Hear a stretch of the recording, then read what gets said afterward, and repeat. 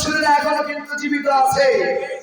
এরা আগুনকে ভয় পায় না, এরা ফাঁসিকে ভয় পায় না, এরা কিন্তু জেলকে ভয় পায় না, এরা মামলা হামলাকে ভয় পায় না। ইব্রাহিমের উত্তরসূরির একটাই স্বভাব, জেল, জুলুম, ফাঁসি, জীবন, আগুনে পোড়া হোক, বাড়ি থেকে বিতাড়িত করা হোক, সব কিছু উপেক্ষা করে ইব্রাহিমের উত্তরসূরিরা এই বাংলার জমিনে আল্লাহর দ্বীন কায়েম করেই ছাড়বে ইনশাআল্লাহ। নবী বলেন, মাজালিসুল ইলমি হিয়া রাওদাতুম মিন রিয়াদিল জান্নাহ। যেই জায়গায় দ্বীনের কথা হয়, কোরআনুল কারীমের আলোচনা করা হয়, ওই জায়গা সাধারণ কোনো জায়গা থাকে না, ওই জায়গা জান্নাতের বাগানে পরিণত হয়ে যায়। তার মানে আমরা কিন্তু আপাতত জান্নাতের একটি জায়গায় বসে আছি, তাই কি না? এটা কতক্ষণ থাকবে? যতক্ষণ এই অক্সিজেন চলবে, কি কোরআনের অক্সিজেন যতক্ষণ চালিত থাকবে, অতক্ষণ এই জায়গার এই জান্নাতের গ্যারান্টি থাকবে। যখন স্টপ, জান্নাতের সার্টিফিকেটও পাবো। কথা বুঝতে পেরেছেন? এই জন্য আমরা আল্লাহর দরবারে শুকরিয়া আদায় করছি। আল্লাহু ফাক্কিহু ফিদ্দীন ওয়া আলিমহু তাওহীদ। আল্লাহ যার কল্যাণ চান তাকে দ্বীনের এই মসজিদগুলোতে নিয়ে আসেন। সুবহানাল্লাহ। তাহলে আমরা আল্লাহ তাআলা আমাদের কল্যাণ চাচ্ছেন, ঠিক কি না? আল্লাহ রাব্বুল আলামিন কোরআনুল কারীমে বললেন, ওয়া মান আযলামু মিম্মান ইফতারা আলাল্লাহিল কাযিবা ওয়া হুয়া ইউদআ ইলাল ইসলাম। আল্লাহু আকবার। ওয়া মান আযলামু মিম্মান ইফতারা আলাল্লাহিল কাযিবা। আল্লাহ রাব্বুল আলামিন কোরআনুল কারীমে এই আয়াতে বলছেন, তার থেকে জালিম আর কে হবে? যে ব্যক্তি আল্লাহ রাব্বুল আলামিনের বিরুদ্ধে বানিয়ে বানিয়ে বলে, তার থেকে জালিম আর কে আছে যে আল্লাহর বিরুদ্ধে। আমার ভাইরা, এর মানে হলো নবুয়তি যে সমস্ত নবীগণকে আল্লাহ পাক দিয়েছিলেন, দুনিয়াতে যত নবী যত পয়গম্বর এসেছে, সমস্ত পয়গম্বর আল্লাহ পাকের দ্বীনের দাওয়াত দিয়েছিলেন। এই লোকগুলা তাদের বিরুদ্ধে কথা বলে, আর এই লোকগুলার কোয়ালিটি কি এটা আমরা জানবো। আল্লাহ পাক বলছেন, যে সমস্ত লোকদের বিরুদ্ধে বানিয়ে বানিয়ে কথা বলে, এরা কি করে? এই লোকগুলা, এই মানুষগুলার দায়িত্ব হলো এরা মানুষদেরকে আল্লাহর আনুগত্যের পথে ডাকে। সুবহানাল্লাহ। কিসের পথে ডাকে? আল্লাহর আনুগত্যের পথে ডাকে। এখন কথা হলো, ইব্রাহিম আলাইহিস সালাম তার কওমকে নিঃশব্দে আল্লাহর আনুগত্যের দিকে ডেকেছিলেন। নমরুদ তার বিরুদ্ধে কথা বলেছে, বিশ্ব নবীর বিরুদ্ধে, পয়গম্বরদের বিরুদ্ধে, কোরআনের বিরুদ্ধে কথা বলা মানে আল্লাহর বিরুদ্ধে কথা বলা, ঠিক কিনা বলেন? এই সময় তো কোন পয়গম্বর আসবে না, কোন হিরো আসবে না, এই দায়িত্ব হলো উলামায়ে কেরামদের উপরে।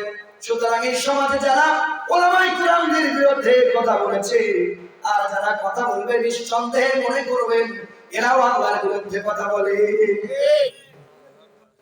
আমার ভাইরা, আল্লাহ রাব্বুল আলামিন প্রত্যেক যুগে পয়গম্বরদের বিরুদ্ধে যারা লেগেছিলেন, আল্লাহর বিরুদ্ধে যারা বানিয়ে কথা বলছেন, এই সমস্ত মিথ্যাচার, স্বৈরাচার, ফ্যাসিস্টদেরকে আল্লাহ রাব্বুল আলামিন কখনো ছাড় দেন নাই, ছেড়ে দিয়েছিলেন। দৌড়াও, কত দূর পর্যন্ত তুমি দৌড়াইতে পারো? আরে দৌড় হলো নমরুদকে আগুনে ফেলা পর্যন্ত, ঠিক কিনা? তবে মনে রাখতে হবে, হযরত ইব্রাহিমের উত্তরসূরিরা এখনো কিন্তু জীবিত আছে। এরা আগুনকে ভয় পায় না, এরা ফাঁসিকে ভয় পায় না, এরা কিন্তু জেলকে ভয় পায় না, এরা মামলা হামলাকে ভয় পায় না। ইব্রাহিমের উত্তরসূরির একটাই স্বভাব, জেল, জুলুম, ফাঁসি, জীবন, আগুনে পোড়া হোক, বাড়ি থেকে বিতাড়িত করা হোক, সব কিছু উপেক্ষা করে ইব্রাহিমের উত্তরসূরিরা এই বাংলার জমিনে আল্লাহর দ্বীন কায়েম করেই ছাড়বে ইনশাআল্লাহ। কার বিরুদ্ধে কথা বলছো? ইব্রাহিম আলাইহিস সালামের বিরুদ্ধে।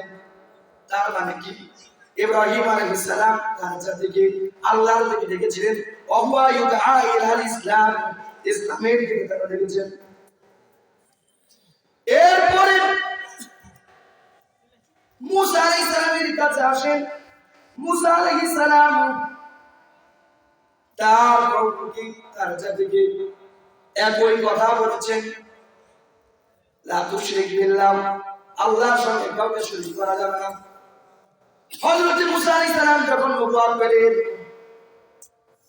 নবুয়ত পাওয়ার পর আল্লাহ পাক বললেন, ইযহাব ইলা ফিরআউন। কথা এখন বুঝেন ভালো করে। আজ আমরা যারা বলি ওলামায়ে কেরাম মসজিদে থাকবে, ওলামায়ে কেরামদের কোরআন মসজিদে থাকবে, বাড়িতে থাকবে, তাকের উপরে থাকবে, এলাকায় এলাকায় দাওয়াত দেবে, এই কথাটা স্পষ্ট দলিল নিয়ে নেন। আল্লাহ রাব্বুল আলামিনের সুন্নাহ হলো, আল্লাহ পাকের হুকুম হলো, যারা এই কোরআনুল কারীমের দায়ী হবে প্রথম তাকে রাষ্ট্রপ্রধান, তাকে দাওয়াত দেওয়া লাগবে। ইযহাব ইলা ফিরআউন, ফিরআউনের কাছে যাও। তার মানে ফিরআউনকে সেই সময় কি রাষ্ট্র, এই তো খবর খারাপ। হযরত মুসা আলাইহিস সালাম দাওয়াত দিলেন। ফিরআউন বলল, আনা রাব্বুকুম আলা, আমি তো নিজেকে রব দাবি করেছি, আমার থেকে বড় রব আর কে হতে পারে? আর কেউ আছে নাকি?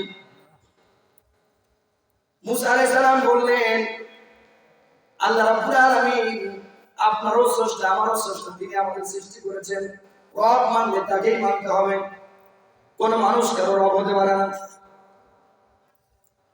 ইব্রাহিম আলাইহিস সালাম একই কথা বলেছেন, মুসা আলাইহিস সালাম একই দাওয়াত দিলেন, ওয়া ইউদআ ইলাল ইসলাম, আল্লাহ পাকের দিকে, ইসলামের দিকে দাওয়াত দিলেন।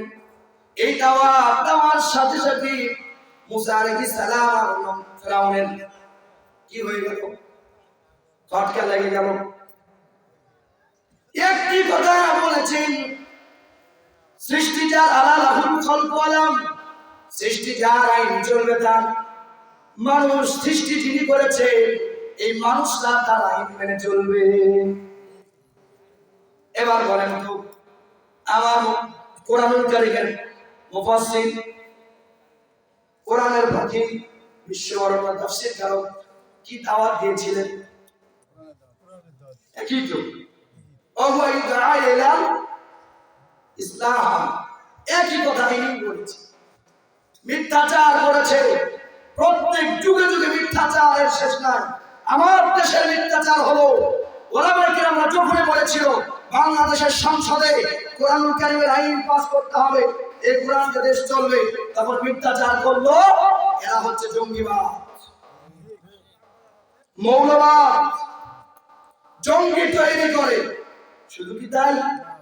যখন দেখলো জঙ্গিবাদ আর মৌলবাদ দিয়ে এই মিথ্যাচার দিয়ে ওলামায়ে কেরামদেরকে ঠেকানো যাচ্ছে না, তখন আরেকটা অপবাদ দিয়ে বের হলো, যুদ্ধের সময় মানুষের ইজ্জত নষ্ট করেছে, নাউজুবিল্লাহ।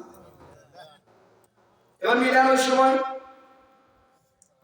একই কথা বলেছে, এদেরকে দেশ থেকে বের করতে যা পরিকল্পনা গ্রহণ করা প্রয়োজন তাই করল। সব শেষে মুসা আলাইহিস সালামকে ধাওয়া করলেন। আল্লাহ রাব্বুল আলামিন তিনি হলেন উত্তম কৌশল অবলম্বনকারী, মানুষের ষড়যন্ত্রকারী। ষড়যন্ত্র করেছে মুসা আলাইহিস সালামের বিরুদ্ধে। আল্লাহ রাব্বুল আলামিন ঘোষণা দিয়েছেন, মাকারু ওয়া মাকারাল্লাহ ওয়াল্লাহু খায়রুল মাকিরিন। তুমি ষড়যন্ত্র করো, মুসার বিরুদ্ধে আমি উত্তম কৌশল অবলম্বন করে রেখেছি। সুবহানাল্লাহ। আমার ভাইরা, আল্লাহ রাব্বুল আলামিন মুসা আলাইহিস সালামকে নির্দেশ দিলেন, তুমিও তোমার এবার হিজরত করো, দাওয়াত করো। ফিরআউন পিছন দিক থেকে মুসা আলাইহিস সালামের সাথে সঙ্গীদেরকে নিয়ে সেই সাগরের পাড়ে দাঁড়ালেন। শুধু পানি আর পানি, কি করবে? আল্লাহ পাক ওহী নাযিল করলেন, মুসা চিন্তা করো না, টেনশন করো না, লাঠি দিয়ে পানির উপরে আঘাত করে আল্লাহ রাব্বুল আলামিন তোমাকে পার করে দেওয়ার ব্যবস্থা নেবে। আমার ভাইরা, হযরত মুসা আলাইহিস সালাম পানির উপর আঘাত করলেন, রাস্তা হয়ে গেল 12টি। প্রত্যেকে আবার জানা ছিল। মুসা আলাইহিস সালাম নামলেন, পার হয়ে যাচ্ছি, ওই পার। এবার ফেরাউন তার পিছন দিক থেকে আসছে, পিছন দিক থেকে এসে ঠিক সমুদ্রের কিনারে দাঁড়িয়ে থাকে রাস্তা। একবার ওই উটকে ছেড়ে দেয়, আর একবার পিছনের দিকে লাগাম টেনে ধরে। সর্বনাশ, যে পানি মনে হচ্ছে সব, যদি কোনো বিপদ হয় ভিতরে কি বলে, এখানেও তো একই অবস্থা। এই থেকে পুলিশকে বলে ডাইরেক্ট গুলি করো, এই থেকে টেলিভিশনের পর্দায় বঙ্গভবনে বসে থেকে চোখের পানি ছাড়ে আর পিছনের লাগাম টানে। ঠিক কিনা কর? আল্লাহ রাব্বুল আলামিন যখন দেখলেন ফেরাউন সহজে নামবে না, এই সহজে দেশ ছাড়বে না, কথা এবার বিদায় নিতে হবে, কৌশল অবলম্বন করা লাগবে। কৌশল কি? আল্লাহ পাক জিবরাইল আলাইহিস সালামকে ডাকলেন, জিবরাইল শোনো, এই বদমাইশ শয়তান ফ্যাসিস্ট রাস্তায় নামবে না, এই রাস্তায় নামানোর ব্যবস্থা তুমি করো। হযরত জিবরাইল আলাইহিস সালাম বললেন, আল্লাহ তাআলা অর্ডার করেছে, দায়িত্ব আমার। সুন্দর টকবকে তাজা তরুণী একটি উট নিয়ে ফেরাউনের উটের সামনে দিয়ে ছুড়ে দিয়েছে সামনের দিকে। ফেরাউনের উট এবার মনে করছে বান্ধবী সামনে যাচ্ছে, আমি আমার পিছনে থাকি কেন? উটের স্বভাব কিন্তু একটা যেদিকে যায় পিছনে সব সেই দিকে। এই ব্যাটা বারবার অভিনয় করেছে আর জনগণের দিকে তাকিয়েছে। আমি যেহেতু আনা রব্বুকুম আলা বলে দাবি করেছি, আমি যদি এই রাস্তায় না নামি আমার কওম নামবে না, আর যদি আমি এখান থেকে ফিরে যাই তাহলে আমার কওম আমাকে মানবে না। এও বলেছিল আমি যদি টেলিভিশনের পর্দায় এসে কান্নার অভিনয় না করি, এই দেশের জনগণ তারা আমাকে ছাড়বে না। আবার এদিকে বলে পুলিশের গুলি করে পাঠিয়ে মতো আমার ক্ষমতাকে টিকে রাখতে হবে, আবার বলে জনগণকে দেখাতে হবে টেলিভিশনের পর্দায় চোখের পানিগুলো।